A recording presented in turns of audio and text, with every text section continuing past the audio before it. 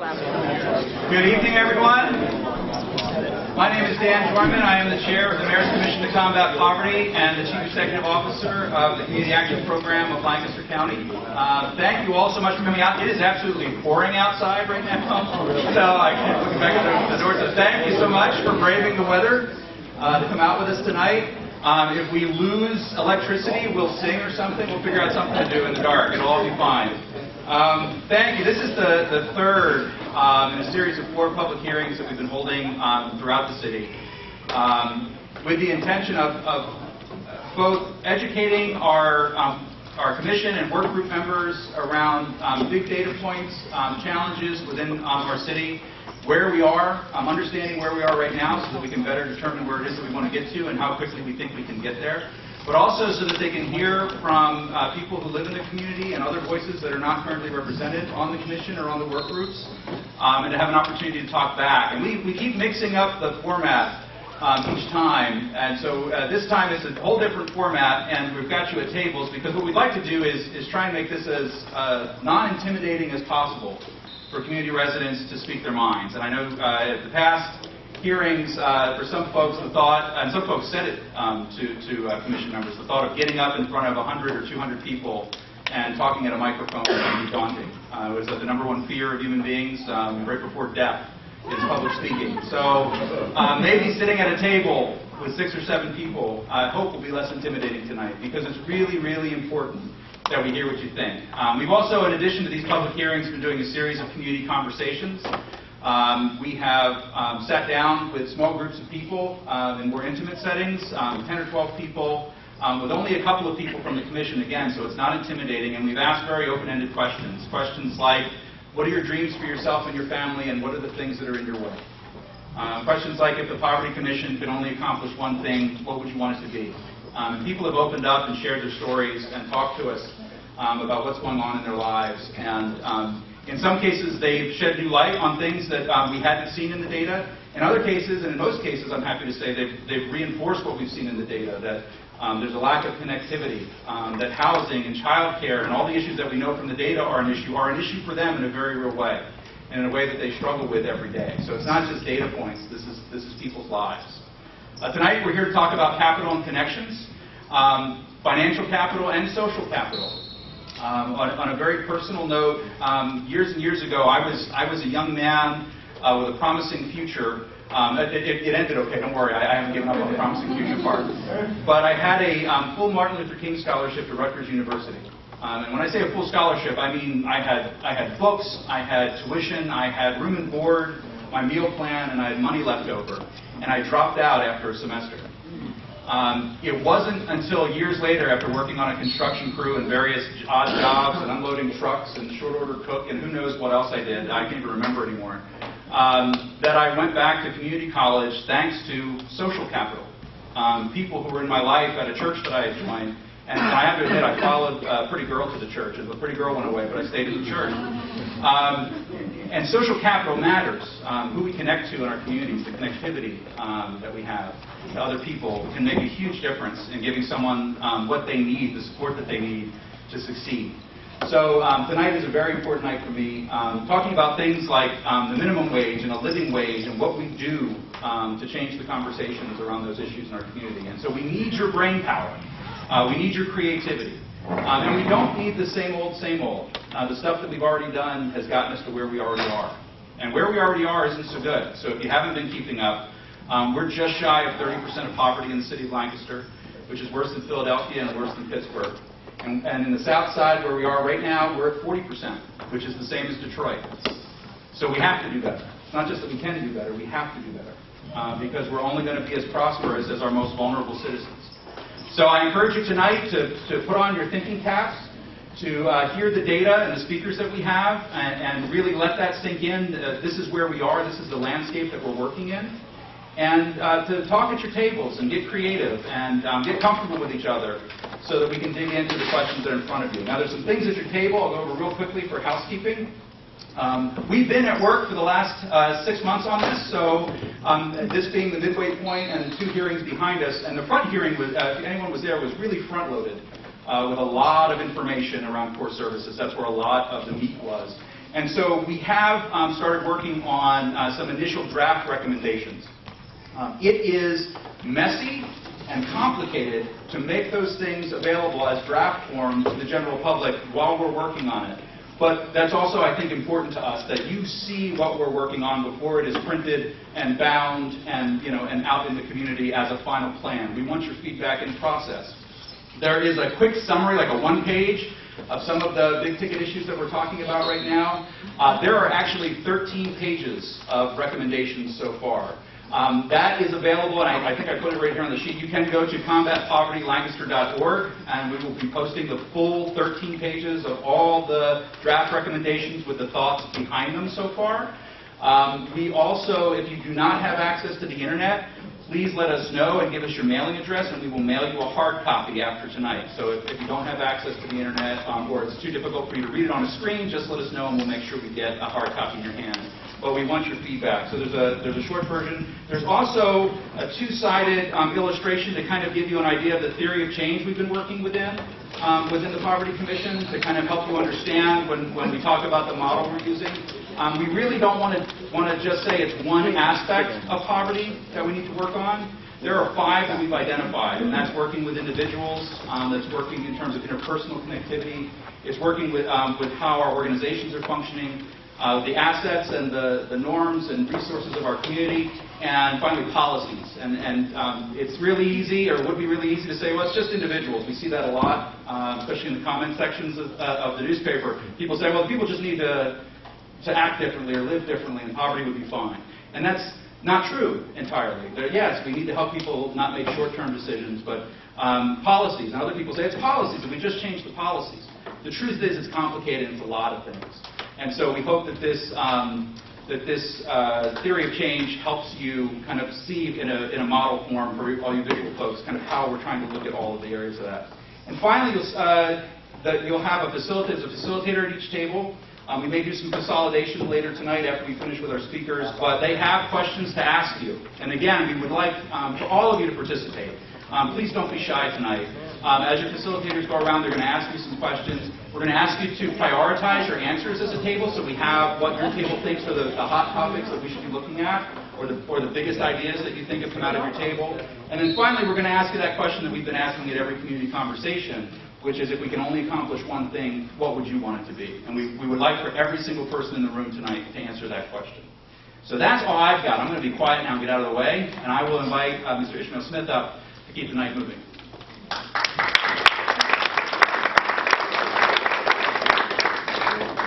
Hey guys, it's very good to see you all. Some familiar faces, some new faces from throughout the community and community organizations. First, I'd like to thank all the F&M work students that are here for helping us facilitate, and obviously the commission and work group members and all of you for coming out. So, again, we're here to talk about capital and connections. So that's financial and social networks. What is the lending environment like? What is community like?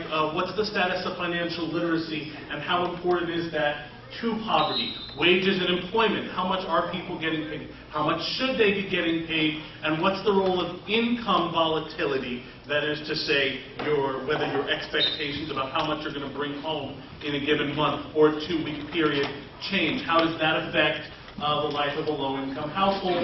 And then the ultimate question is, do these financial and social networks, as they are currently established, do they hurt or do they help low-income households? And if they hurt, then we need to figure out how to restructure them differently. So in a few seconds, you'll be seeing a video on how we can help adults in order to help children, sort of on the social capital angle. And then you'll be hearing from Dr. Robert Thomas from Tabor Community Services, Daniel Betancourt from Community First Fund, Jessica King from Assets, and Dr. Antonio Colari from Franklin and Marshall, after which we'll sort of move into the tabletop format. After each presentation, we'll have about 5 minutes for questions. Yes? Great. Let's move right along.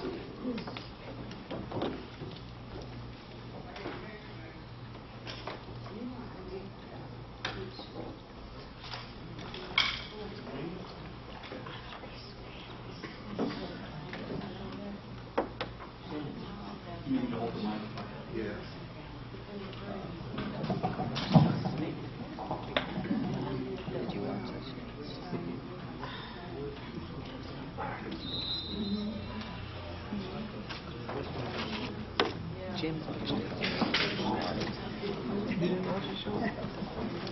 Pardon us for a second.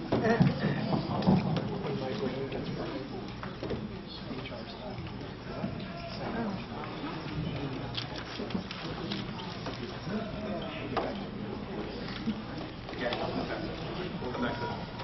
We will come back to that. We apologize. So actually, we're just going to go ahead and get started with you, Dr. Thomas. Thank you.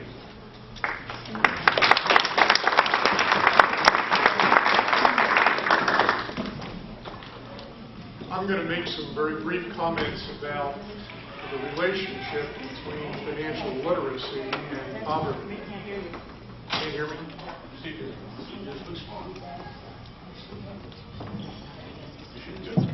you go. I'm going to be making some brief comments about the relationship between financial literacy and poverty.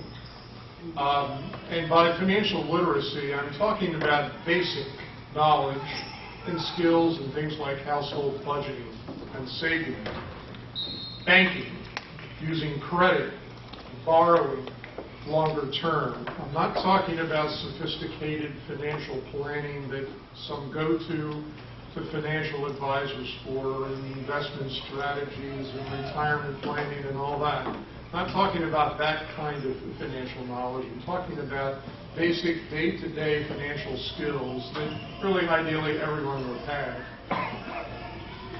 Can financial literacy prevent poverty? Can a lack of literacy be a cause of it? Can it relieve poverty when it does occur? And can it help someone escape it altogether?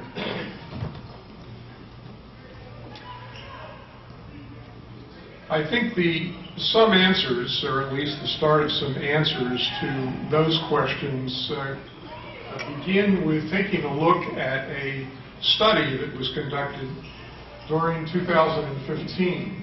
It was a national study known as the U.S. Financial Diaries Project.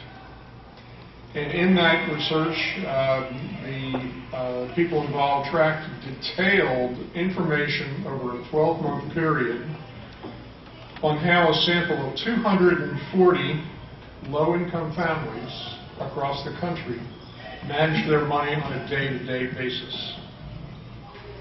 They gathered information on things like household employment, income, expenses, cash flow, debt, assets, and the attitudes of those in those households about money and managing it.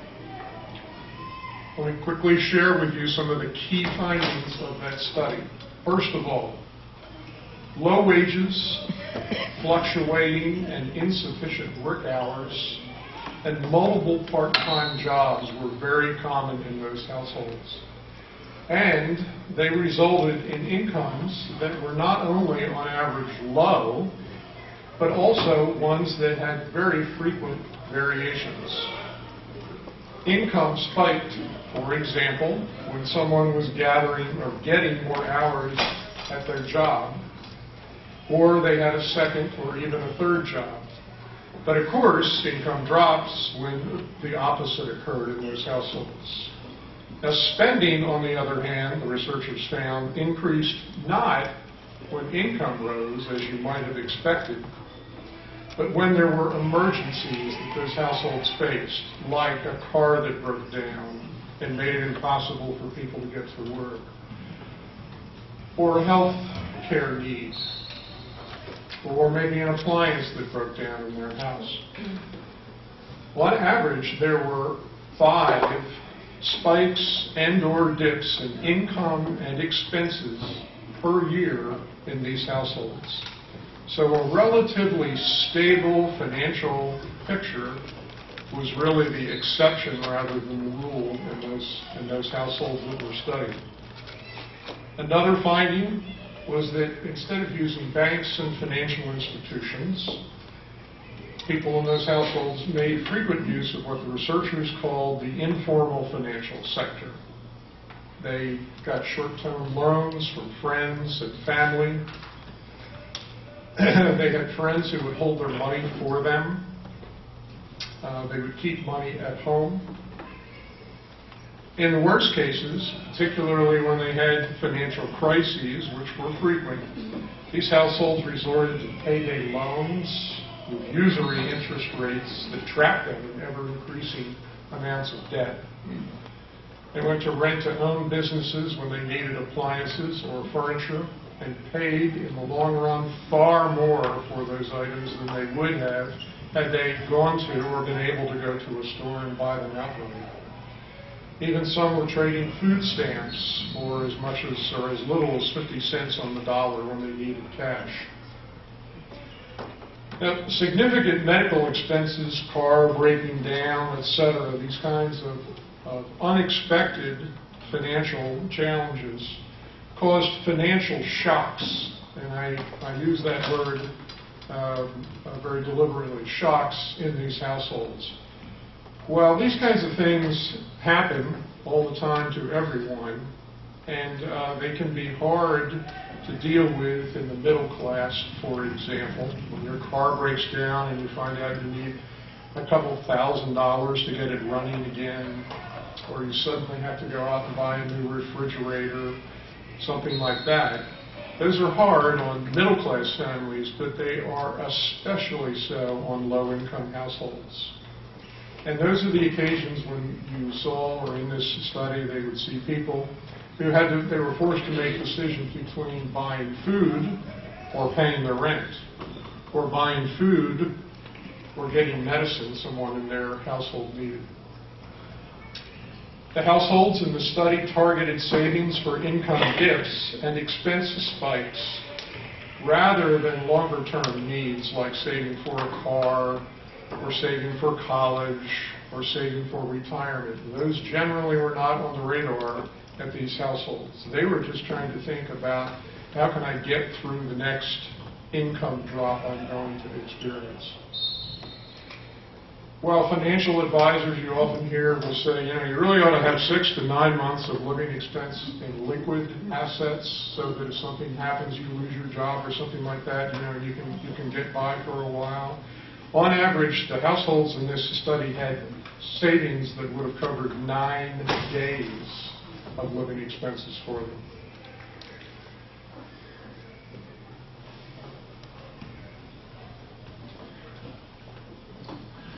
The researchers concluded that volatility, unpredictability, lack of control was the predominant characteristic of households' financial lives in the study. And naturally, dealing with that kind of unpredictability, that kind of uncertainty caused a lot of stress in their lives, a lot of insecurity.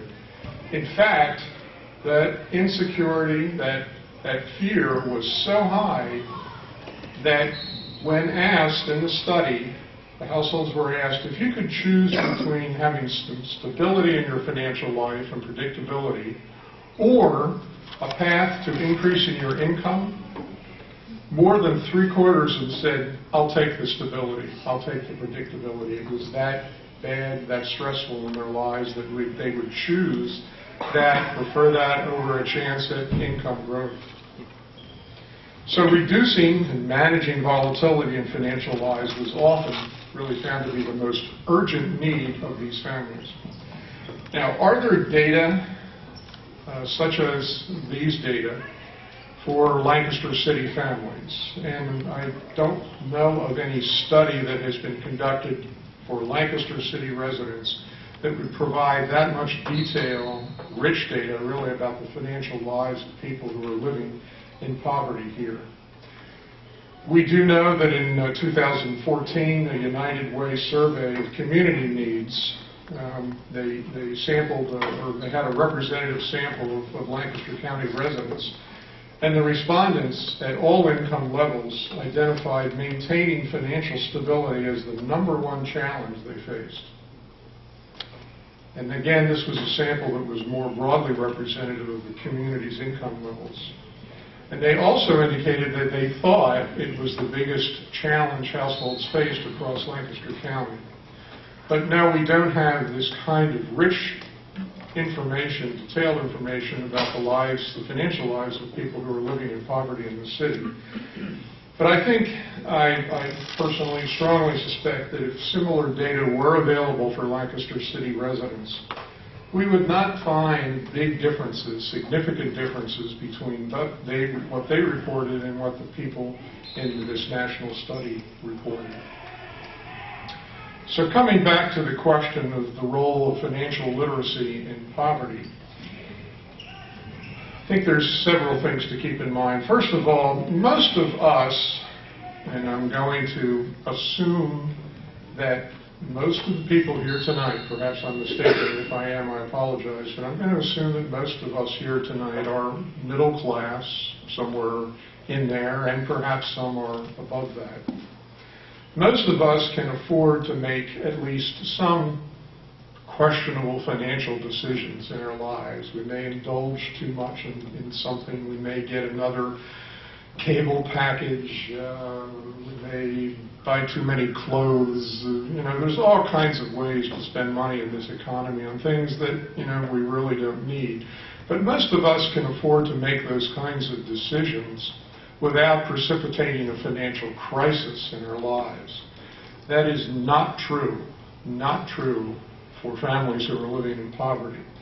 They have no room whatsoever to make those kinds of mistakes. Now, that's not to say on some occasions they do, but the consequences for those kinds of bad financial choices are much greater for them than they are for many of the rest of us. Financial literacy, and again, I'm talking about basic knowledge and skills and household budgeting and saving, using a bank, using credit, and so forth. Those kinds of skills by themselves do not usually prevent poverty, nor does a lack of them by itself generally cause poverty.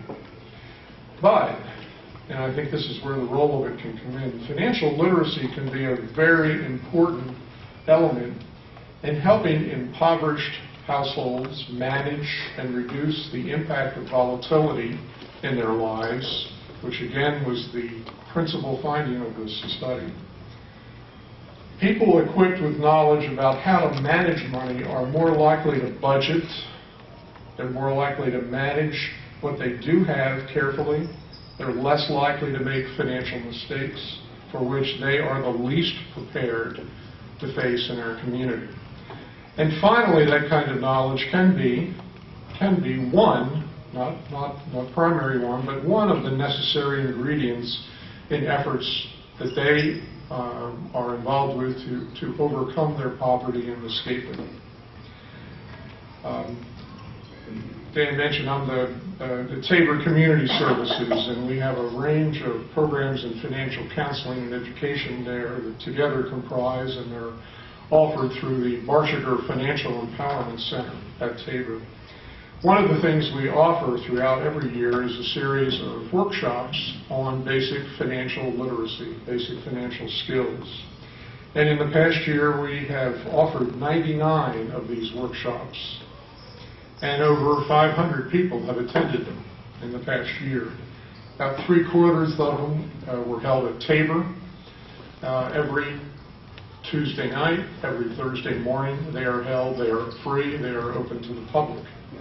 And the other quarter of our workshops we offered in the community at the invitation of groups, churches, schools, other groups who invite us to come in and offer them to the people who are associated with their organization. At Tabor, we see firsthand the beneficial impact that increased level of financial literacy can have in the lives of impoverished people, and what a difference it can make for them. Again, by itself, it doesn't eliminate poverty, of course not, but it can be a very important element in relieving it and helping people make progress in their lives. The thought I'll close with is that at Tabor we could do more of those workshops. Most of them are taught by volunteers from the community, people who work at banks and financial institutions who come in, and we train them to conduct the workshops. We put together all the materials for the workshop, the curriculum, and so forth. They come in and they are trained, and then they do them as volunteers in the community. And we have actually more volunteers then at this particular moment we can use. We would like to have more invitations to go out and do more workshops in the community. So I think a question that I'll leave you with is that how can we incentivize more people to take advantage of the opportunities, not just at Tabor, but at other places too. I often say that learning how to manage your money is, it's a little bit like, well, we all learn how to eat better, more nutritiously, and we all ought to learn how to exercise more, and we all know that getting ourselves to do those things is always difficult. And learning how to manage money is a formidable challenge for people who are struggling on a day-to-day basis and just survival. And yet this can be helpful to them. And so learning how to bring these kinds of programs to them and incentivizing them to participate, I think, is worth some discussion tonight. Thank you very much.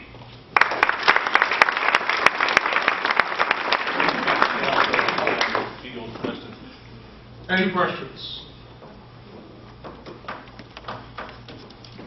Go ahead, Kevin.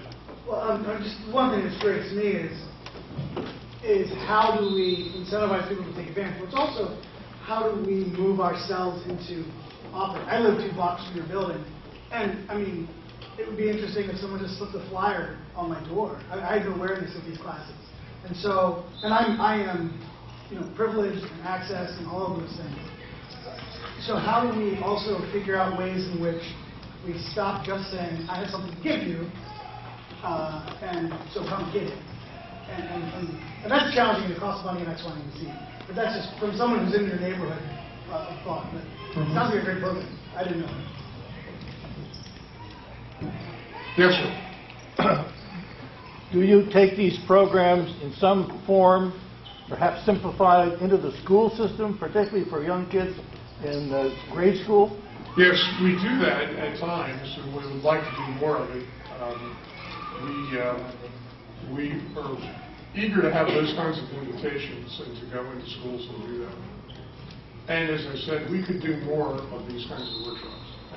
We have the capacity to do more. In the back corner.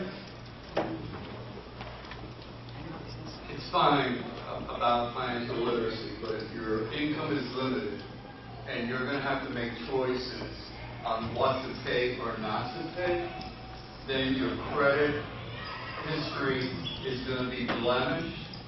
Then you're going to be caught up in a revolving door there that you often, no matter how much, if you only have a certain amount of income, how are you going to be able to get out of that dynamic of being always behind and a credit record blemish, which is going to impact on the rest of whatever job you get, insurance you pay, and everything else?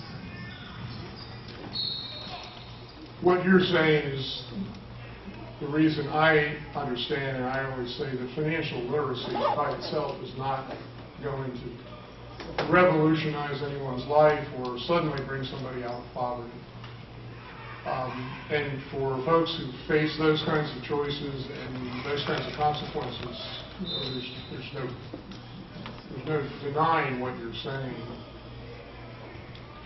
What we have found with at least some of our clients at Tabor, though, is that, for example, I'm amazed that the Tabor counselors, budget counselors we have, they have more ideas and tricks on money saving in a household than I ever imagined in my life there are.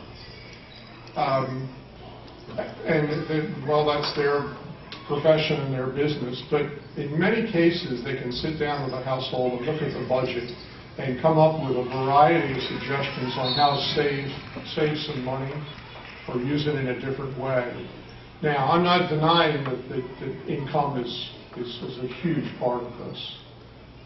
But for people who are really struggling, sometimes they can do a little better, and they can avoid some of the worst consequences through knowing how to manage.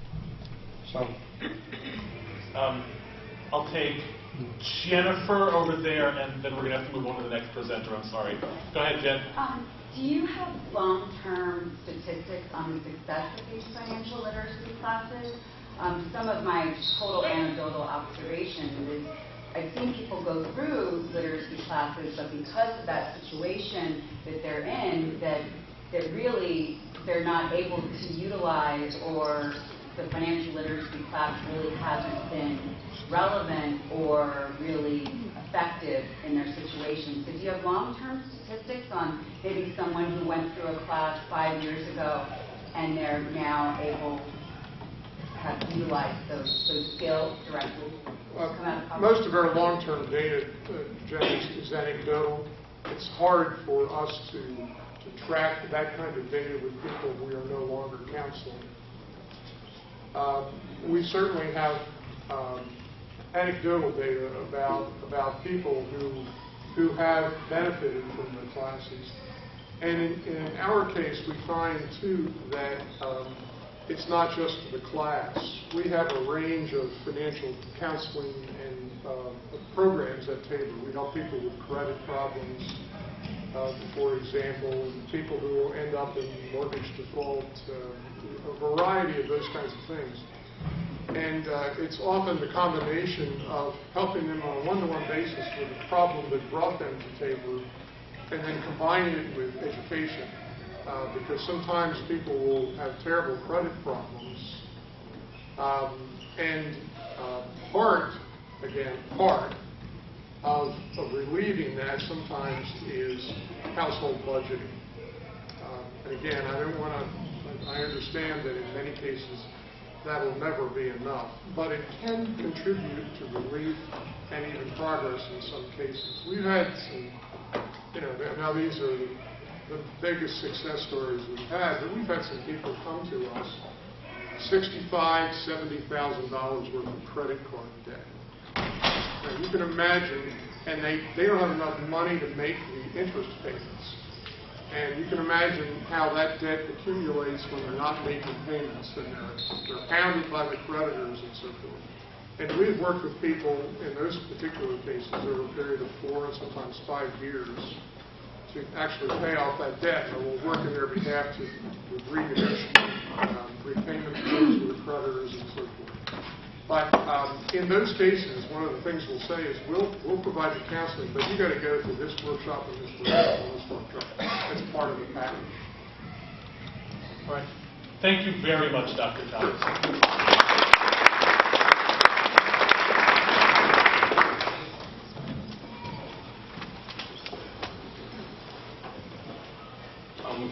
Mr. Raniero, everybody, this is Daniel Betancourt. I think you all recognize him, but he's the president and CEO of Community First Fund. Thank you. Thank you. First, I want to acknowledge our staff back there. There's a group of them, so thank you for coming. Again, thank you for giving us the opportunity to talk.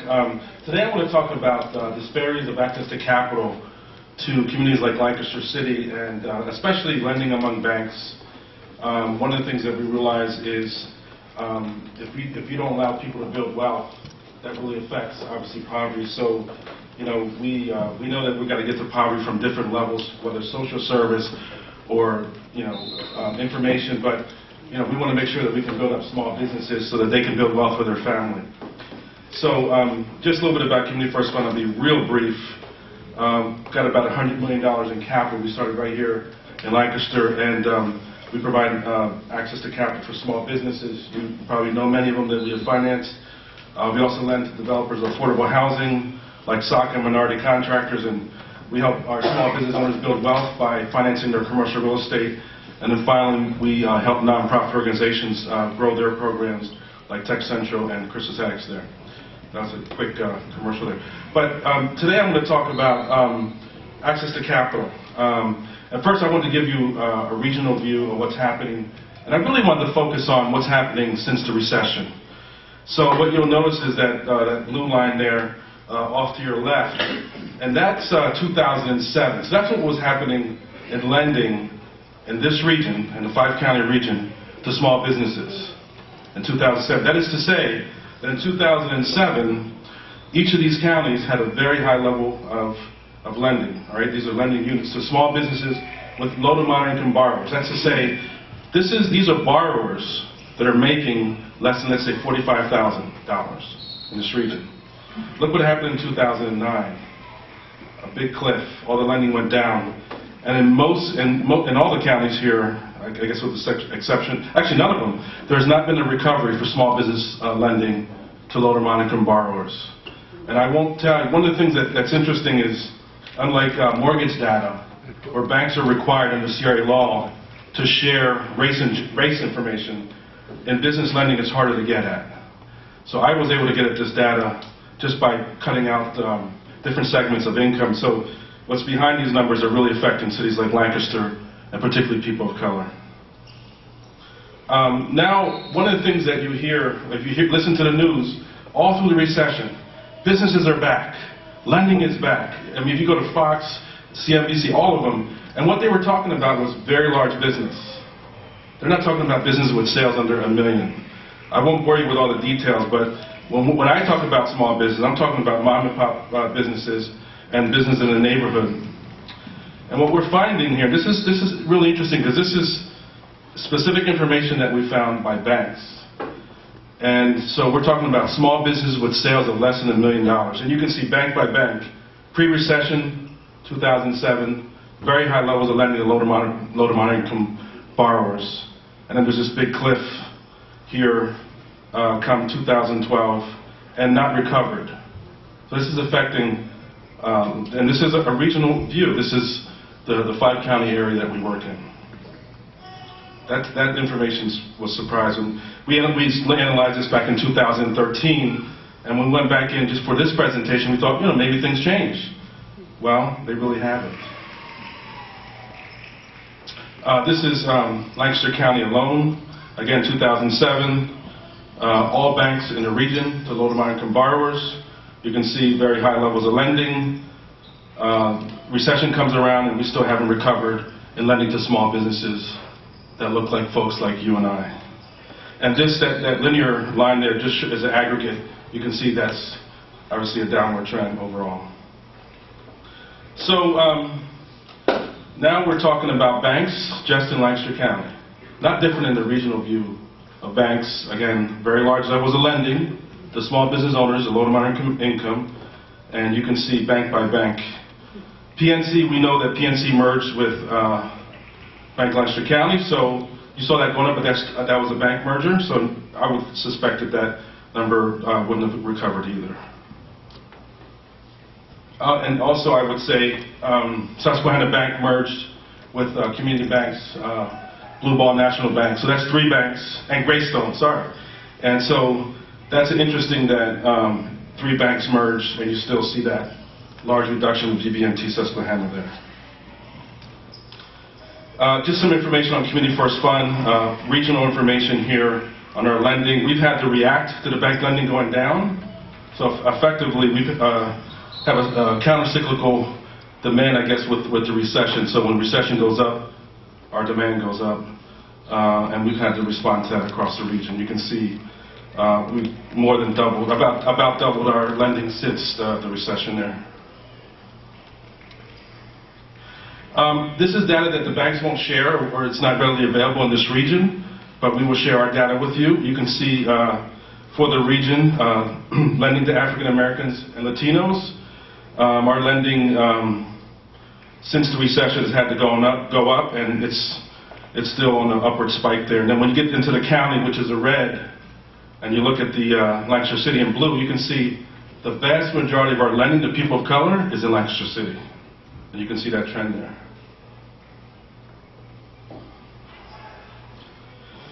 And our lending has to be very diverse throughout Lancaster City. It's about $34 million. You can see it's spread all over. Those dots represent about 10 to 15 loans a piece. So this is lending from Community First Fund. And what we found is when we look in the census tract, we see one census tract after the other of 0 bank loans from banks. This is a summary of some of the things that we just talked about here today. Nationally, there's federal data that we have. So the federal government shares information, that's the SBA, on their lending to people of color, though we don't have that from the banks. And their data shows us that the banks have focused on lending to African Americans and Latinos in urban areas, in urban America. So we can see some recovery for African American Latino businesses, but we've not seen that locally here. We've not seen that recovery from banks. You can see the cliffs here regionally. We also see that the bank lending has not recovered since the recession. That was very clear here. The same thing with low-to-moderate-income borrowers. That has not recovered. And the majority of these banks, I didn't give you this chart, but the majority of the banks in this region do not use the SBA federal program to lend, especially to businesses of color. That is to say, there is a program available to lend this to low-to-moderate-income borrowers called the SBA Guarantee Program. And while that program is used nationally by banks, it's not used in this region very well.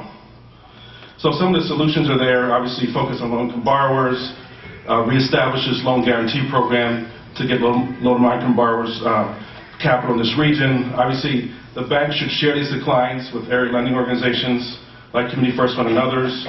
The banks should, and actually we all should, refer these kind of clients to our partners there, assets all the way through Tabor and SCORE SBDC. And in the philanthropy community, I think that we need to get them involved in helping change this access to capital. And then again, we need our policymakers. That's what I think today is all about. So I think what we're talking about, we did a survey of about 180 borrowers in the last year. And what we found is that over 40% of our small business borrowers had employees that were at least living wage. And then what we found in our nonprofits that we lend to, well over 65% of them had living wage employees. So that is to say that, when we deny our borrowers and nonprofits access to capital, we know that that's going to go right through in terms of folks not having living wage income for their families. So I guess I'm open to some questions as well. Thank you. Thank you. I guess he's in charge. Yes. How do banks go about denying people of color? I mean, I'm guessing, and maybe I'm naive, that a person of color doesn't walk through the bank and they go, whoa, hey, person of color, don't give them money. I mean, do they do it by redlining in communities? Do they do it by credit? How does it happen that it tends to disproportionately affect people of color? Is it just straight out racism, or how does that happen? I think the recession disproportionately affected people of color, for sure.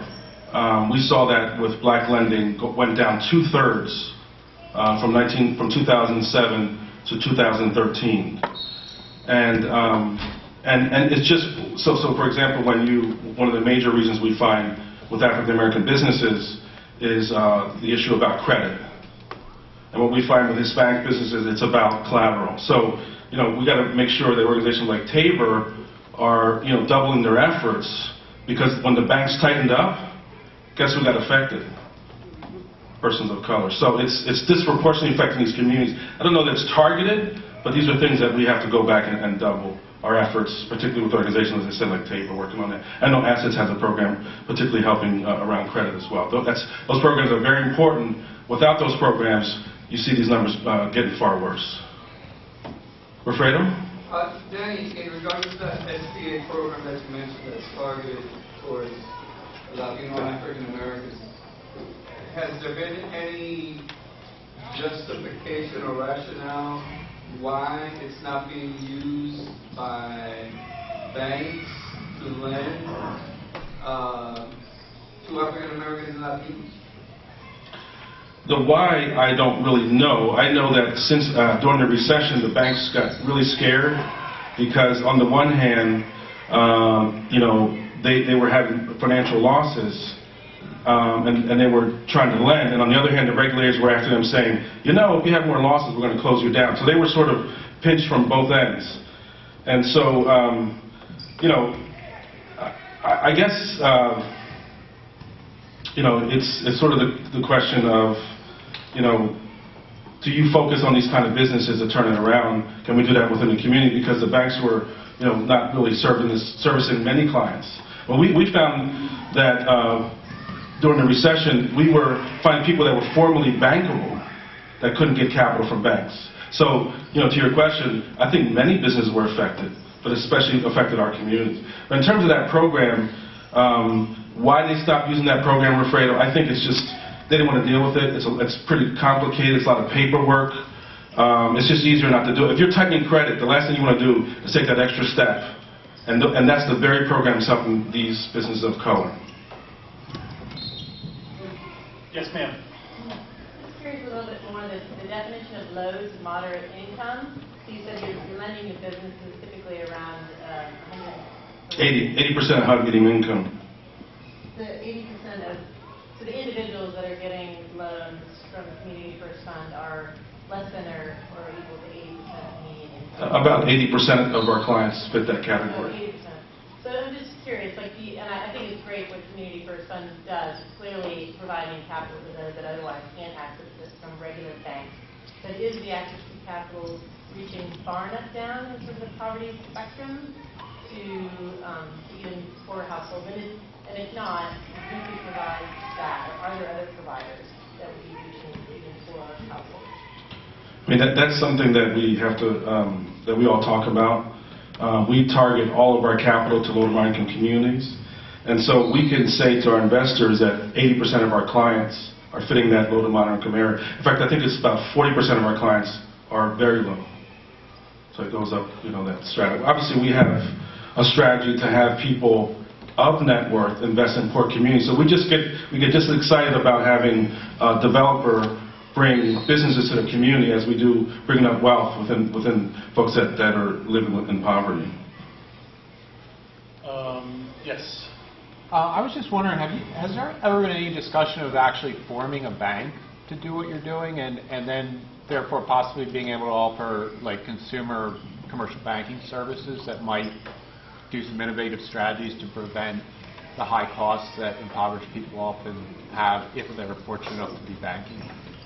I think there's been many questions around, and I'll just use credit unions as an example. And our organization has looked at that. It's actually in our 5-year plan to take a look at that for the region. It's just one of those things that we're studying right now. We're assessing it. But there are advantages to providing consumer products, advantages to be able to raise capital to use for both business and consumer. I think you're going to hear a little bit more about consumer from Jessica in a few moments, but it's an intriguing idea that we've been talking about for many years. And even though we're lending to small businesses, we are essentially structured like a bank because we get capital, we lend it out, and we try to obviously get it back for our investors and give them a small return. But we have to be as sophisticated as a bank is when it comes to the structured organization. Having said that, in our DNA, we feel like we're a human rights organization that uses capital to build wealth for poor communities. So while we have to structure ourselves that way, we never forget the core purpose of the organization. Thank you. I'm actually going to use that as a moment to transition to bringing Jessica King up to give her presentation. Jessica King directs assets, and she'll be talking to you about the consumer lending environment and entrepreneurship, as well as community economics. Thanks, Izzy. Hi, everybody. Nice to see you. Thank you for coming tonight. So as Izzy said, I'm the Director of Assets, the work I get to do during the day. I love it. I'm also a resident of Southeast Lancaster, and so I see this in a very real way. I'm very invested in the topic of poverty and economic development, access to capital. I think I probably think about this topic or these convergences of topics more than anything else in my life, so it was really hard to figure out what to narrow a presentation down to about 10 minutes. So forgive me if I talk fast or skip over some things or add some other things in. So if you don't know about assets, we've been around for about 20 years, but we're sort of a new organization in the last 3 years. We've actually really intentionally, I wonder if it's on a timer. Okay. So we intentionally moved our offices south of King Street just 3 years ago, again, in an effort to be in the higher concentration poverty area of the city.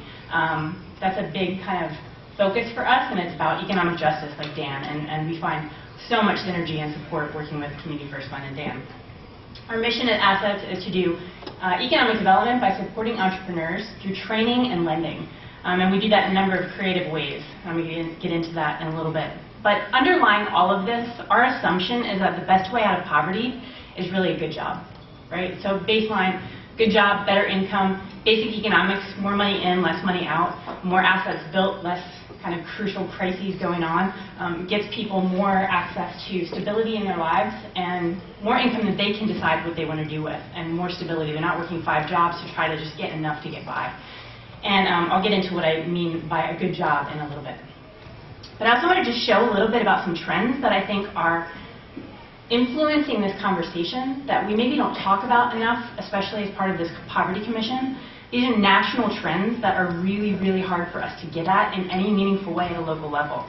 So this is some data coming from the Self-Help Credit Union, which is kind of like a bank, like you were just talking about, Owen, of a depository organization in North Carolina that's really, really used this as a social change advocacy agent in North Carolina. Anyway, it comes from a conference that one of our staff members went to in April, just showing this huge disparity between the average family wealth by race and ethnicity. So the blue line at the top is white average wealth in this country. Average can be very skewed because you have really, really high at the top. So obviously this kind of skews high, but I want to show you median as well. But you can see the black line is the Hispanic income, and the purple line is African American wealth. So you can see that huge disparity in our country. This is median family wealth by race and ethnicity. White, again, the blue line at the top. The purple line is African American on the left, and on the right, the Hispanic family wealth. So again, just thinking about this really plays in a big way when you're talking about starting businesses. So the average business takes about $30,000 of capital to start successfully. Most white folks have access to capital. And so you think about family, friends, fools. Those are the 3 F's we talk about when people are looking for capital. Who do you go to? And so when you have access to capital, you know people who have capital, you can get a loan. You can get family and friends support. And it's easier to start things, to build your own, pull yourself up by your bootstraps. When you don't have $30,000 of wealth and people you know don't have that, what are you going to do, right? So this is what Dan is talking about and what we're trying to work on too. And just to look very quickly at what this means in our country right now, the spread of wealth and what it looks like, essentially 93% of the wealth in this, or 93% of the wealth is owned by the top 20% of population. So I don't know if you can see that, the specific breakdown there, but basically the bottom 80% in our country own just 7% of financial wealth. This is not sustainable. This is not sustainable. The actual numbers for what this means for the 1%, we hear a lot about this in politics these days. I thought this was just an interesting breakdown because I've been wondering, what does it look like? What is the 1%? Essentially, the 1%, anybody who makes more than about $400,000 a year. So what do we do? What can we do? So this is the baseline. This is the condition that we find ourselves in. We can vote. So this is an interesting piece that I just want to put out there. A lot of this stuff about accumulated capital and disparities in wealth, really you can't get at this in very many other ways, and Dr. Kalari hopefully can speak to this a little bit, but my understanding is the best way to get at this is tax policy. There's not a lot else we can do about that kind of spread. And so this is also an interesting chart showing who votes. This is voting turnout in the 2008 election by income. And so on the right, $150,000 and over are the ones who turn out the most. And basically, at less than $10,000 income, we have a 41% turnout for voting. We have to vote. We have to get our poor communities to vote. I've heard from people, organizers, who don't organize in my community because they say my neighbors don't vote, which makes me crazy, right? We have to figure out how to do this in a different way to get people to vote and have our voices heard. So the main other strategies other than that, I think that we can really work with at a local level is talking about increasing wages. And the main ways that I think we can get at that are mandating minimum wage increases. And I have to be a little bit cynical. I don't think this is going to happen. You see it happening in some city-states, San Francisco, Seattle, Philadelphia, some of Chicago, places that are doing raise the minimum to 15. In Pennsylvania, we're talking about a raise to 10-10 over time. But you can see this happening in some places. But in terms of the federal conversation about raising the minimum wage, this is really tricky to think about doubling it from $7.25, where it is now, to $15. The other things that I think we can get at that hopefully we'll get at with this plan and are included in the plan are about voluntary employer increases So looking at employers that are really dedicated to paying thriving wages. And there's a number of them in Lancaster. So the Lancaster Food Company is founded specifically to bake bread and hire people and pay a thriving wage. So they start at $14 an hour, voluntarily. Two Dudes Painting Company, another business located in Southwest Lancaster, really dedicated to paying thriving wages to their employees. We're working with a group of about 10 different businesses that are really, really committed to this at a voluntary level because they feel like it's a good thing to do for the community, for their workers, and also for their bottom line. There's a lot of research that shows that people who pay their employees well, actually their businesses perform better. So there's great research about this. I should also say, in that whole conversation about mandated minimum wage increases, the downside that people always talk about of like businesses going out of business, the concept of having more money in the hands of poor people is that they're going to spend it. They're not going to hoard it. They're not going to hold on to it. What happens when rich people have more money is they hoard it. They hold on to it. They invest it.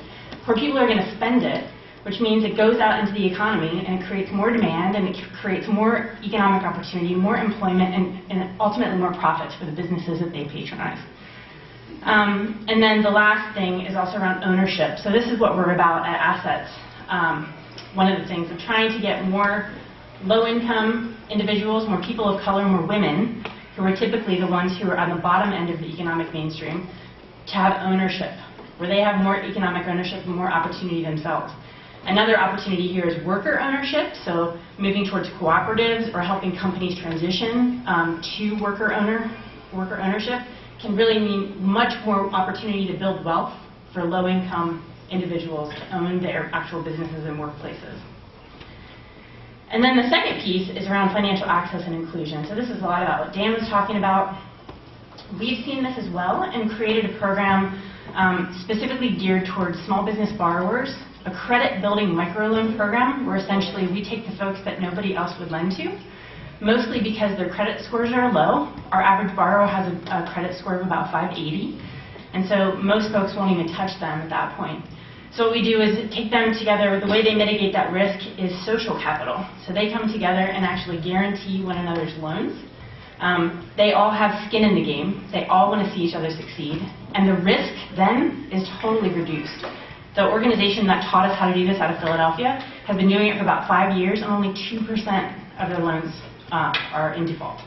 So giving loans or making loans to the highest risk borrowers and seeing very, very low defaults, this can work by maximizing social capital. And then those loans are reported to the credit bureaus and credit scores are built, and we work with the borrowers to do credit building action plans.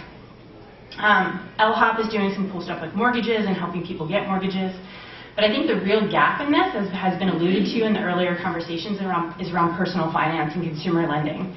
So I think there's a real opportunity, and we keep seeing organizations that are testing this out, where essentially you're competing with payday lenders as a nonprofit.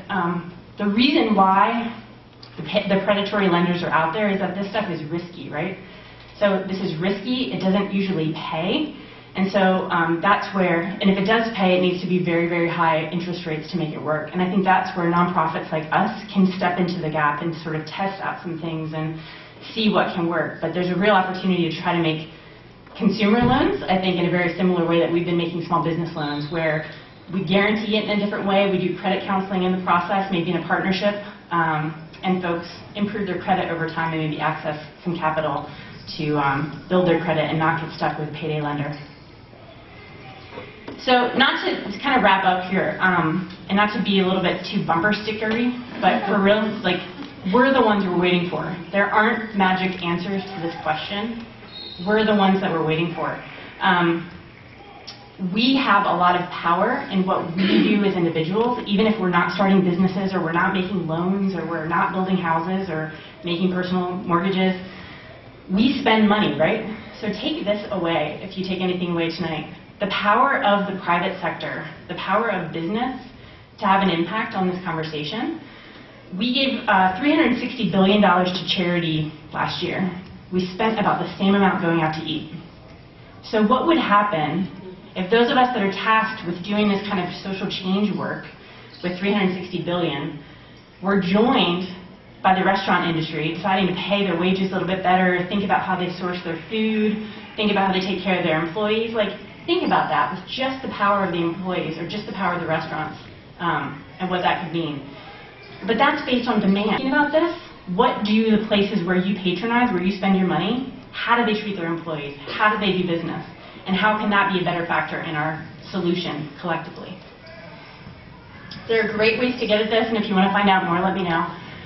But great ways to help businesses actually measure that, take a snapshot of how they're doing on their social and environmental performance, as well as their financial bottom line, and look for ways to improve their performance. One of the best ways they can improve their performance is how they treat their employees. So there's an organization called B Corp that does a certification of businesses, kind of like LEED for buildings or organic. But this is for businesses that are really looking at trying to do something in a more holistic way that really takes care of the community. And they do some really great work. So let me know if you're interested in learning more about that. And I think, lastly, what we really have to talk about, too, in capital and connections is the other part of this, is the social capital. This is a map of Lancaster City based on census tract data, looking at poverty rates across the city. It came from Dr. Kalari's study that he did about a year ago.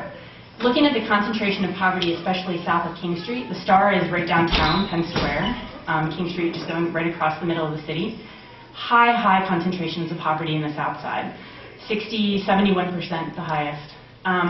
This is not sustainable. And so I think in addition to talking about increasing the wages, increasing the income of the families that live there, we also need to talk about how people who are poor get into other areas of the county and aren't so concentrated, and how people who have more resources get into the city and invest in communities like this. So we're talking about not being so concentrated in a way where the schools are stressed. Dr. Rao can talk about this. Education does better when it's integrated. Racially, economically, culturally, you get better results. We're all in this together. I mean, I send my kids to the School District of Lancaster. We live in that neighborhood because I truly believe my kids are going to get a better education about life and what it means to be part of this culture, this community, our future as a country, by being invested in this system, right? And so why would we not want to have a more integrated community within the city and in the county? We hear a lot about this NIMBY, like not in my backyard, when we talk about housing policy out in the county or thinking about making it more accessible or building affordable housing in the county, and people are like, not in my backyard, you know, we don't want poor people in our backyard. We can't sustain the level of poverty we have in Lancaster City. It needs to be shared. It needs to be beyond just Lancaster City. So I think that one of the biggest challenges in front of us as a commission is how do you get buy-in from a community that doesn't necessarily care or doesn't necessarily see it in such a real way. So I think that's a big question for all of us to take away. I am very encouraged. I just saw this week. There's actually this movement called YIMBY. Yes, in my backyard. I think this is awesome. This is actually people organizing to say, yeah, we want mixed income housing in our communities. We want diversity in our communities. We want to be part of vibrant, exciting cityscapes. And I think this is really a generational shift. So that's awesome to see millennials in the room. We have 3 of our interns from Assets who are rock stars here tonight.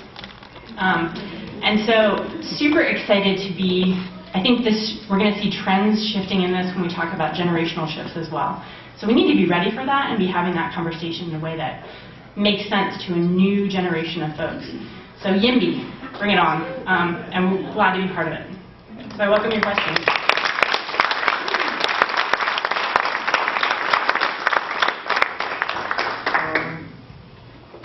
You spoke about the unsustainability of the inequality and getting incomes up, and how to do that is that what's happened is that trade unions have been under attack and limited, and I'm going back to the Eisenhower years, and I remember those, and we had strong unions. But also we had a strong marginal tax rate where the 1% paid a 94% marginal tax. Absolutely. And you know there's a difference between a marginal and effective tax rate. Yeah. And what Eisenhower did, and I think it was Republicans at that time, is that they used targeted tax credits and targeted tax deductions and subsidies to get money into the economy so that if it came to be that if you didn't use it, you lose it. Okay? And so what happened is there would be, and I talk about it because consumerism is like 2/3 of the GDP, all right? And mostly it's middle-class people that consume. And what Eisenhower was really doing was increasing the velocity of capital, because money has velocity to it. And what is happening now is that with supply-side economics, or people may know it as trickle-down theory, is that which relies on tax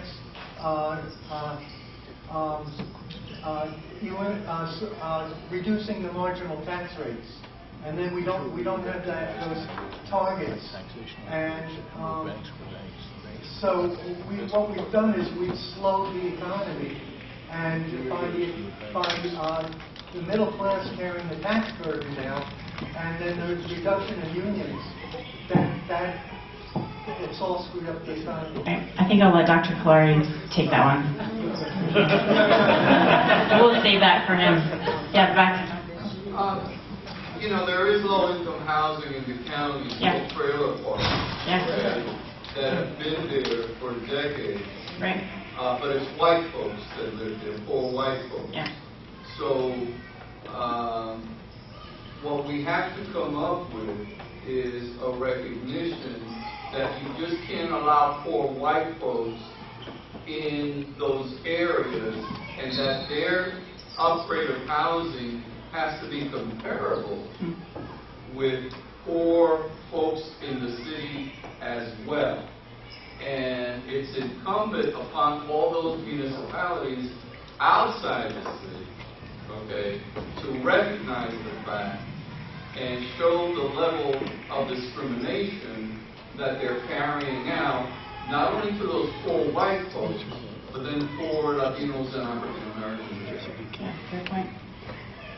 I just want to ask you a question about tools, because it seems to me that poor people are disadvantaged in all the tools that you talk about, financial literacy, if you want a loan, if you want to use credit, if you need to pay for an emergency, etc. And I see that you're doing some work to ameliorate the disadvantage that they're at. But in general terms, do you know of banks, credit card people, or other financial institutions which are trying to innovate in this area in our region?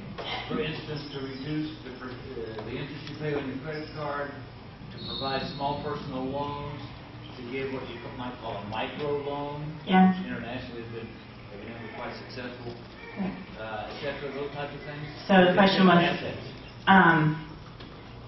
I don't know of others that are doing financial services in trying to do it in a very new kind of mold.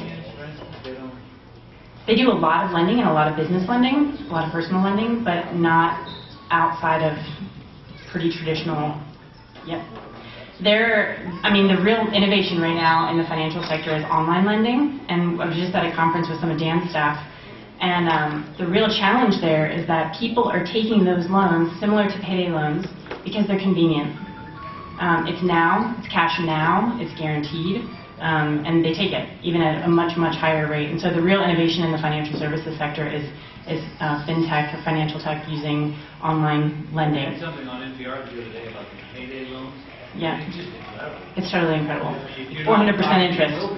Yeah. Yeah. And I think, as a community, I think this could be a really great strategy for us as an outcome of this to compete with them. Like to come up with a strategy that competes with them. And so it might not yield a financial return in the same way, but it can be an alternative. And then you can bake in the financial literacy. Like Bob said, it's hard to have a relationship with his borrower or with his clients over the long term, because after you're done training them, you don't know. This is what we've experienced too. We used to just do business training. Now that we do lending, you have a monthly meeting every month. We get to access their credit. We pull their credit. We work with them on their credit building, so we know what's going on with them and can actually help them a long time. If you have a loan out to somebody, and it's very relationship based, there's a real opportunity to do more longer-term engagement with the client, and they have more of an incentive to show up. I'm just gonna move us to Dr. Kalari. Wait. The payday loan and those kinds of things, we taught our kids those were poor tax. Yeah. But see, it's a tax on the poor. You would no more think of getting a payday loan than I would. But poor people need them, and so that's a poor tax. And I think we need what we're looking at on the commission, we need to consider that. Yep.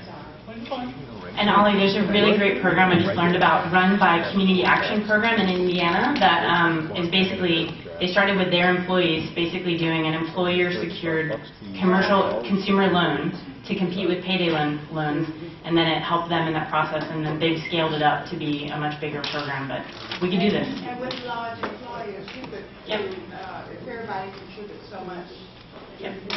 then you could say, the max we can loan out is $100. Sure. Something like that right there in the organization. And get it immediately, right? Right. Thanks. Thank you, Jess.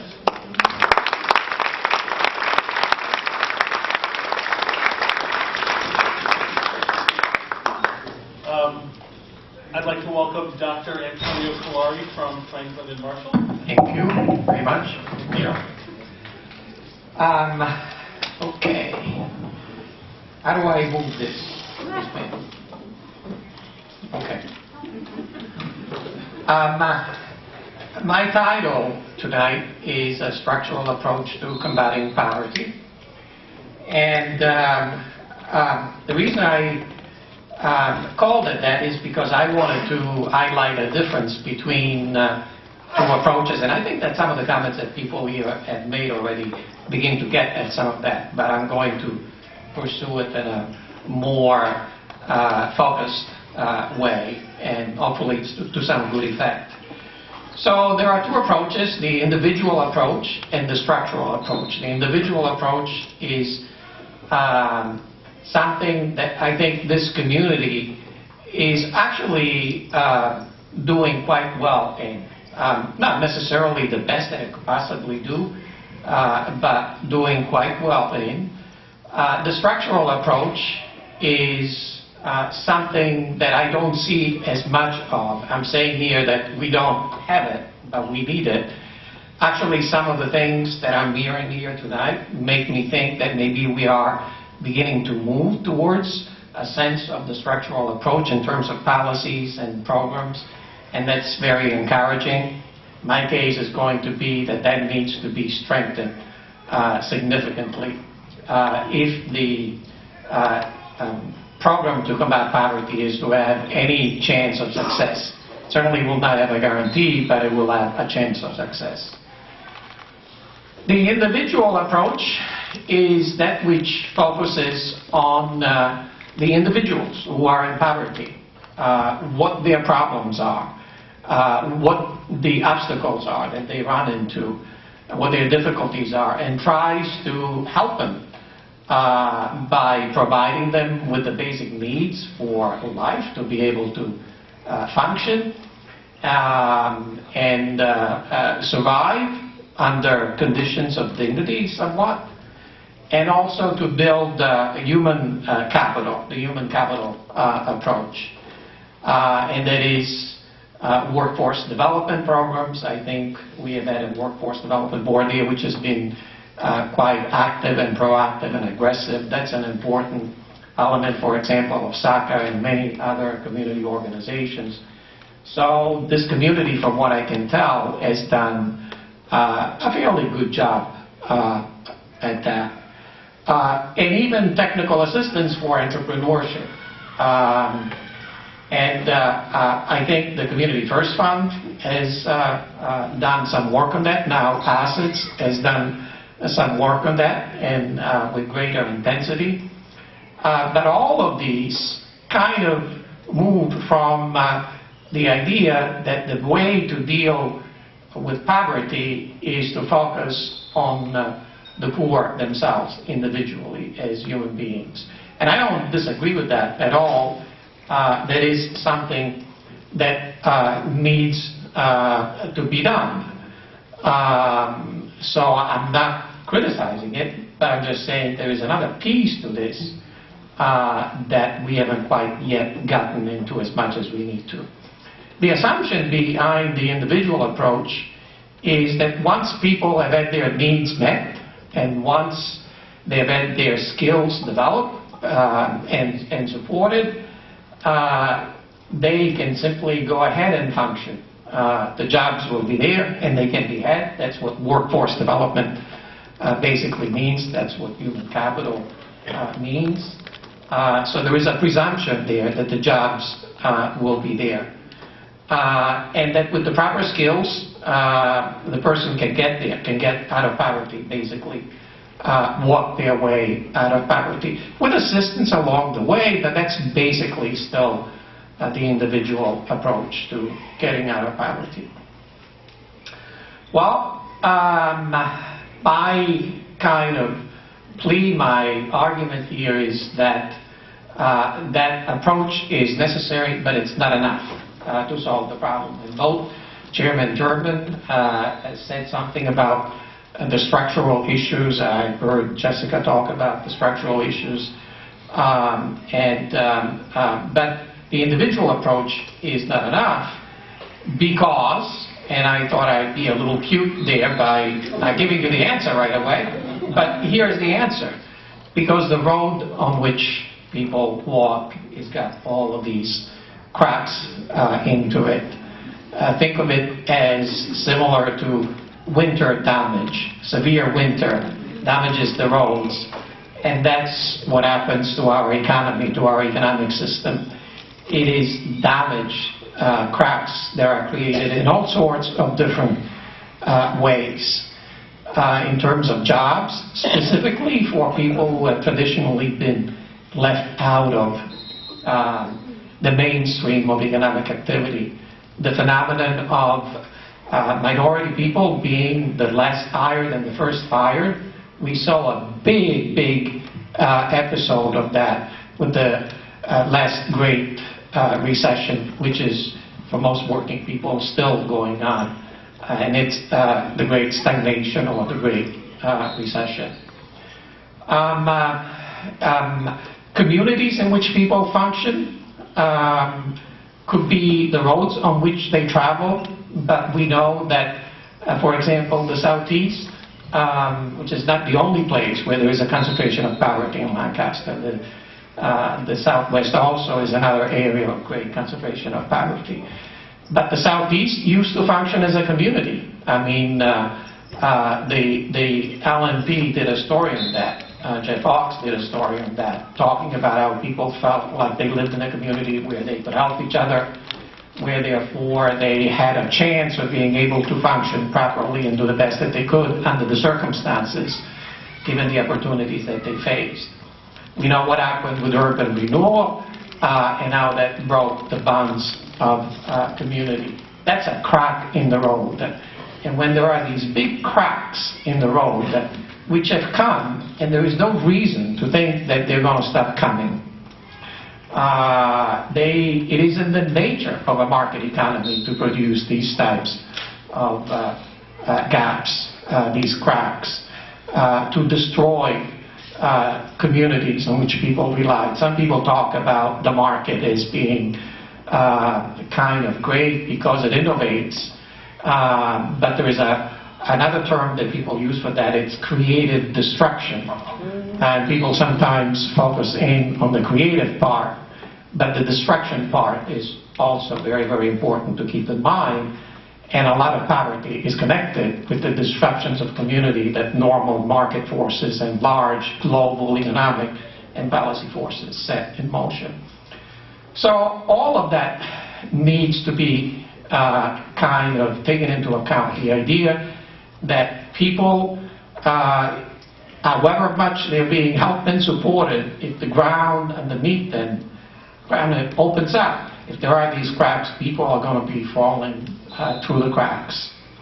So what I mean by the structural approach, I think they say a picture speaks 1,000 words. And that's what the structural approach is in terms of the pictures that I'm working with. You got to fix the cracks the best way you can at the local level, because that's what we're talking about here. It's possible, and not only possible, but necessary to fix the problems, to fix the cracks at the state level, at the national level, let alone the international level. The farther up you go in these levels, the least accessible they are to immediate impact. You were talking, sir, about the Eisenhower administration and those policies, and I'm not going to answer your question because there's no time. But at the local level, it is possible to do some things that get at these cracks, that fix certain things. So those are the things that I now want to highlight very briefly. That's where the idea of capital comes in. Community capital, public capital, and public policy. I've chosen to kind of group the kinds of things that could be done under these three separate categories. So I'm just going to briefly take us through the three of them. And I've already said some of these things, by the way, in things that I have written and have appeared in the newspaper. But I thought they were worth kind of repeating here in this context.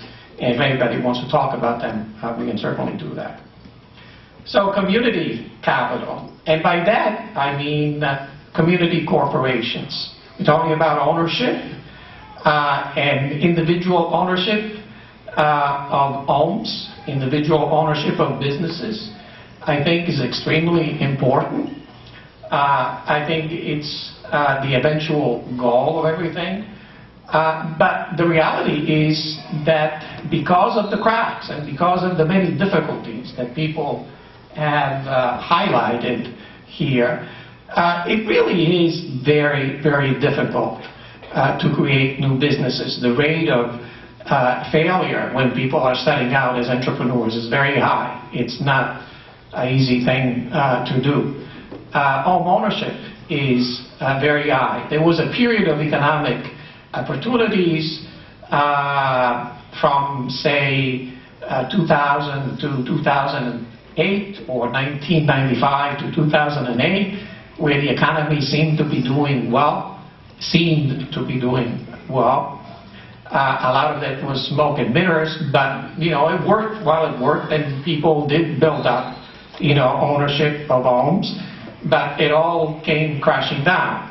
That's another version of the last fired and first fired. It seems like the economy worked in such a way that when poor people and people who have been marginalized start to do well, every once in a while those times of economic opportunity are there, right? You begin to say, well, maybe we can turn things around. And time after time after time, kind of the crash comes and destroys, right, all sorts of hopes and any capital that people have been able to build up. That's been the reality. There is no reason to think it won't keep on being the reality. There is no reason to downplay or underplay the difficulty that you have in getting people who are poor in becoming homeowners or in becoming entrepreneurs. A few of them will, of course, but the question is not whether we save a few people from poverty. The question is whether we have policies in effect that are able to generate a different kind of economic dynamic that has a chance of affecting much larger numbers of people, not just a few successful entrepreneurs. That's not really economic development. That's not really poverty alleviation, even if it does remove a few individuals from the ranks of poverty. So I mean community capital. The community itself can become, right, owner, right, of its capital, of its assets. And I mean by that community development corporations. There's no reason, they do exist. SACA is a community development corporation. It's something that the community can turn to in order to begin to take control of its housing stock. In the Southeast, I think the Southeast is well positioned to be able to do this, but I think it's possible to do it in some ways in the Southwest as well, although there is some preliminary work that would have to be done in the Southwest because things are different between the Southwest and the Southeast. But the idea of a corporation that gets to own as many of the homes that are now owned by absentee landlords is what I'm talking about. Absentee landlords take about $20 million a year out of the Southeast. This was done by, in a study that we did at FNN in 2009, under the request of a gentleman sitting right there, Dan Long, who was the head of the inner city group at the time, and who had a very good intuition that housing was something to look into because there's a lot of wealth in housing. And if the community could get its hands on the housing stock, that's a way for the community to get its hands on a lot of its own capital. So that's not something that an individual can do, but that's something that a community can do to some degree, to whatever degree the community can do. You can have a community development corporation, right, that has ownership of as much of the housing stock as it can, and then there can be cooperatives or other forms of local businesses, right, that would be the people who would work in fixing up, right, the housing stock, the people that would work on the infrastructure. And they would be preferentially the kind of business, right, to which the community development corporations that owns the housing kind of could turn to. Think of how much economic development money, think of how much capital that brings into the community. And then even if Fulton Bank doesn't give enough, right, to the degree that the community can recirculate its own capital instead of leaving it, right, allowing it to leave into the bank accounts of absentee landlords, wherever they may be, right, to that degree the community, right, can recapture some of its own capital, lessen its dependence, right, on the capital from the outside. There will still be need for the Community First Fund. Dan wanted me to make sure that, you know, I made that clear. There will still be need for assets. There will still be need for SACA, right? But we need more SACAs. We don't just need to help poor people. The way to help poor people is to have more SACAs in place. I don't see enough of that going on, although coming here, I saw that there is a little movement towards that with this element here. It says, hire residents with barriers to solve community problems, right? Where you have CAP and LOP and Assets and Paper and LGH and RMO kind of working at a project to try and train residents in the Southeast or the Southwest to fix their homes. Right? That's basically what I'm talking about, except that I think it needs to be ratcheted up a little bit more, and all of these organizations can work together with a Southeast-based or a Southwest-based, right, community corporation that's run, right, by the people who live in that community. It's not run by outside organizations, because I think it's very important for people who live in a community to have a sense that they are in charge, right, of what happens in their community, that they are the ones, right, who can effect change, so that they're doing it. It's not being done for them. That's a sense of empowerment that is, I think, very, very important for community development. So that's what I mean by community capital, and there have to be organizations, right, that are capable of capturing the capital that the community already has, well beyond what any individual or small group of individuals can possibly do. The needs are too large, right, to go just the entrepreneur, the individual entrepreneur route. You need to have more organizations like SACA in order to see more of the kind of difference that organizations like SACA have made, with the help of the Community First Fund, with the help of the various, find economic development in the Southeast or the Southwest, or any other area that is deemed in need of economic development assistance. And I think that there was a missed opportunity in this community when this community went to one trash hauler system that ended up displacing a lot of small businesses in town that could have been organized into one cooperative, but in fact was not. And that job went to, I don't know what company does it now, but I know it ended up displacing a lot of little people, right, who at least were making a living, and could have been organized in a cooperative, and might have needed some assistance in order for them to be able to do that. But God, we provide so much assistance, right? Government assistance to be able to have a convention center. We provide so much assistance to be able to have, an arts corridor downtown. But we couldn't find a way to provide assistance for the local trash haulers to kind of unify and create their own cooperative and keep a lot of that wealth and a lot of that work, right, in the areas of the city where, in fact, it's needed and where there is poverty. Of course we could have done it, but that was a political choice not to go down that route.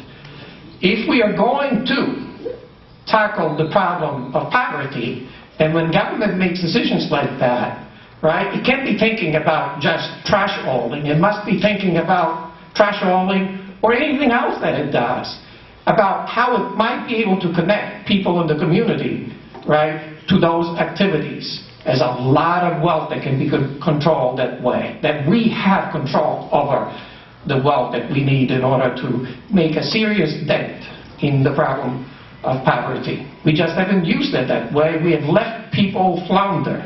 That's what we have done, as far as I can see. Out of good intentions, we try to help people, but we have not given them the kind of systemic, large-scale help that is necessary in order to make a difference, in order to change the game. And lastly, public policy.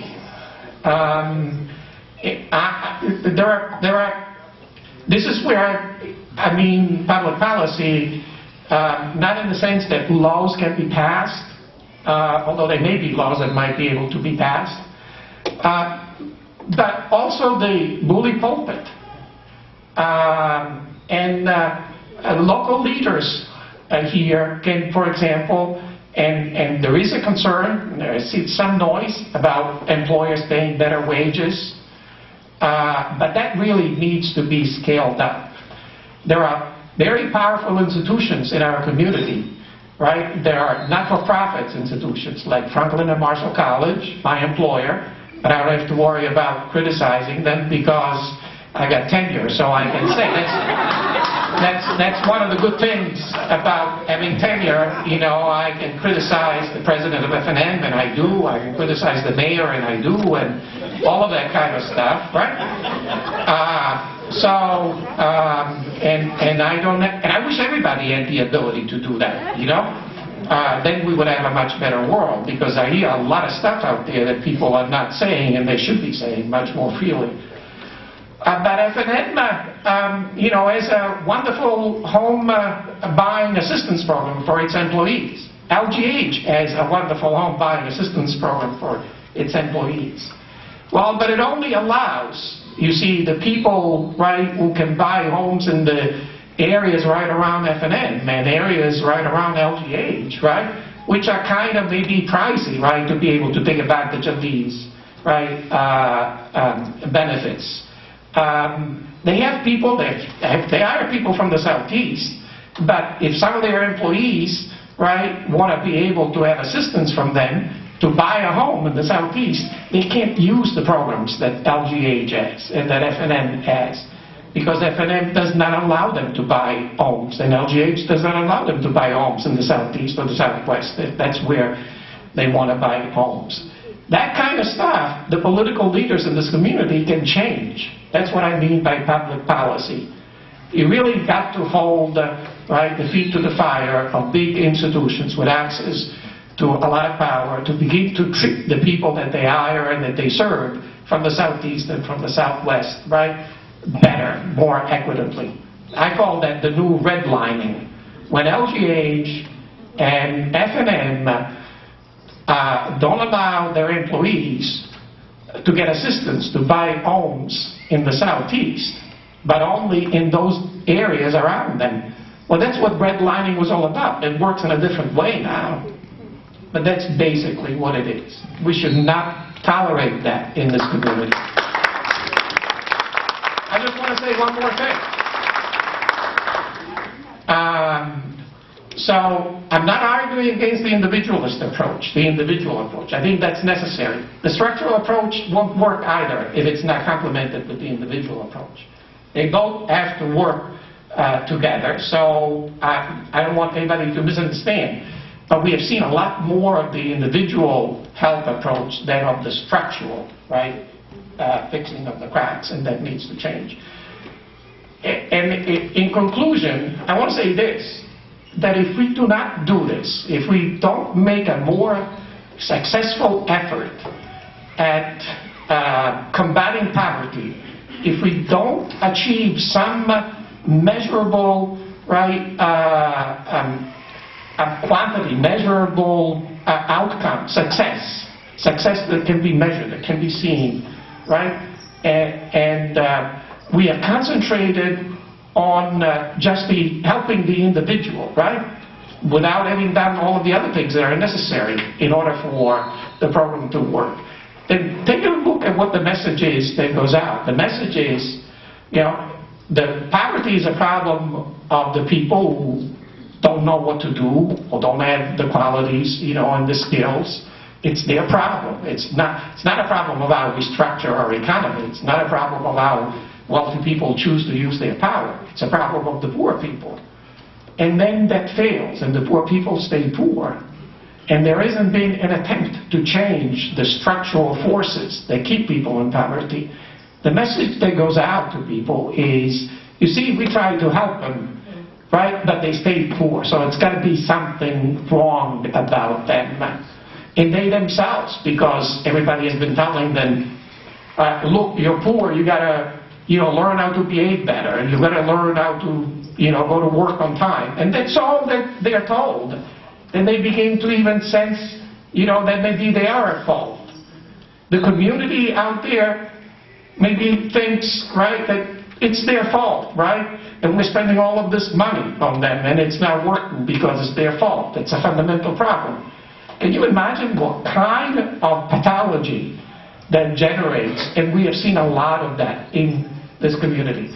Take a look at what the comments are in the newspapers anytime there is something written about poverty, right? Take a look at what people say about the poor people. Where does that come from? Just telling people that the problem with poverty is that they do not have the skills to get out of poverty is giving comfort to the idea that poverty is their fault. And that gives rise to a pathology of resentment, a pathology, I wrote these words down here, I don't want to, I'm glad that I did, a pathology of anger, frustration, and resentment. And we see a lot about that. And sometimes a pathology of racism, where it's something wrong with the people in the community that produces these poor communities. If we don't have a structural approach to solving poverty, that is the implicit message that is being given out. And that's an additional reason why that also needs to be done, and done well, the structural approach. That's it.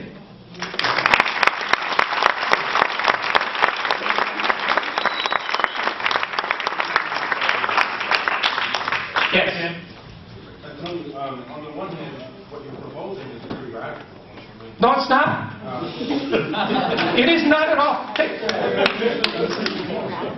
I think, and I was being a little facetious, is that we don't, in a capitalistic society where we know poor people are not going to be taken care of, you have to set up alternative institutions, whether it's a CDC you described, whether it's an alternative financial institution like Community First Fund, or some other public policy, because we cannot wait That's what I'm saying. to do our work. So to me, that is radical. No, it's not. It's what we used to do. It's what the GI Bill did at the national level, right? It's what public housing did. The biggest public housing program, which is still in place, right, was the GIs returning it, after the war. They lived in public housing. I met some of these people. Public housing, became something bad only when it was supposed to help people of color, basically. Yeah. So we've done it. We've done it. This disruption we talk about, we have to go about doing things a different way. Yeah. I agree with your premise. Good.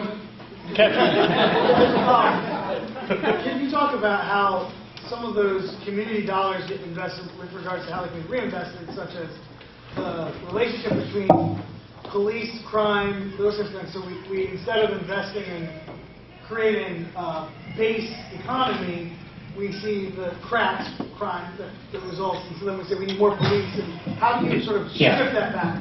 Well, the basic idea, I think you answered the question, right? If you fix the cracks, right?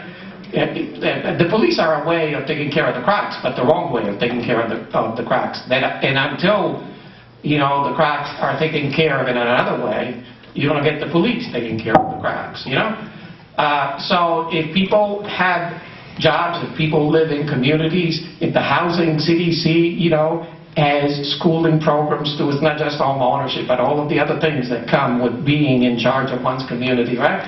I think that will go a long way towards solving the problem of the youth, the social problems, right? I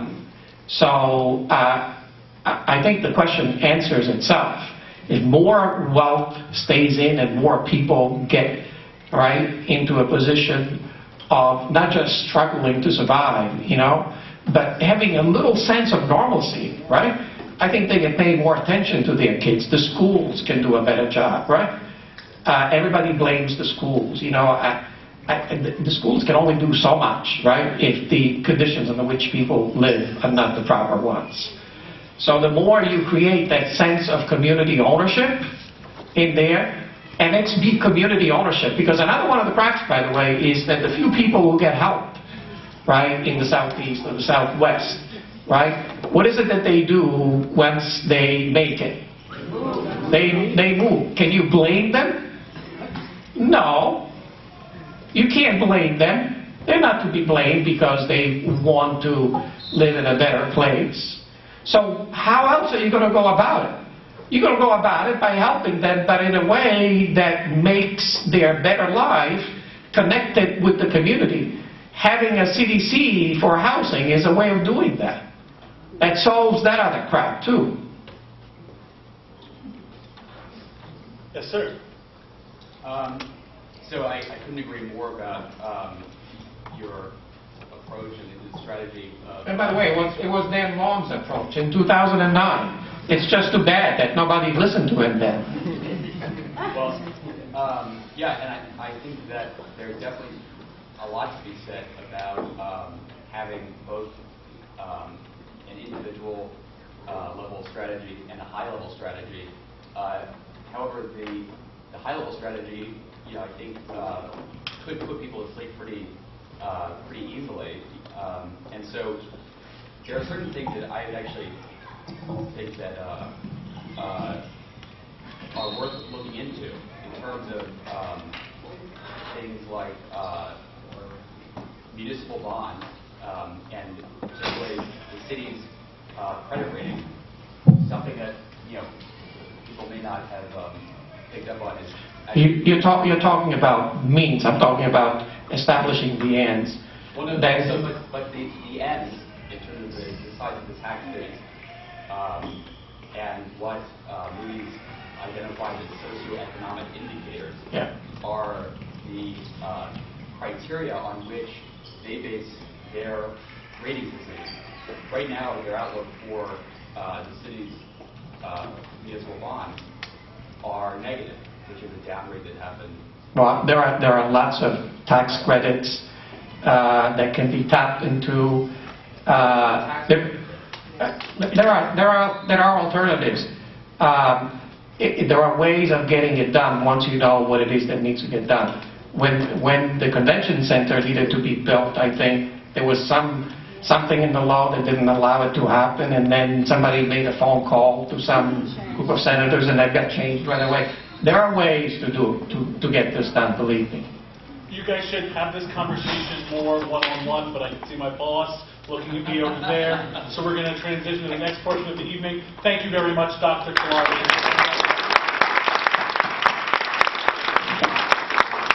So that was a lot of information to absorb. Why don't we take a 5-minute break? Anybody who needs to use the restroom, get some more pizza. Thank you to, by the way, thank you to Domino's who donated all of our food and drinks for tonight. Domino's is awesome. And we will see you back here in 5 minutes, please.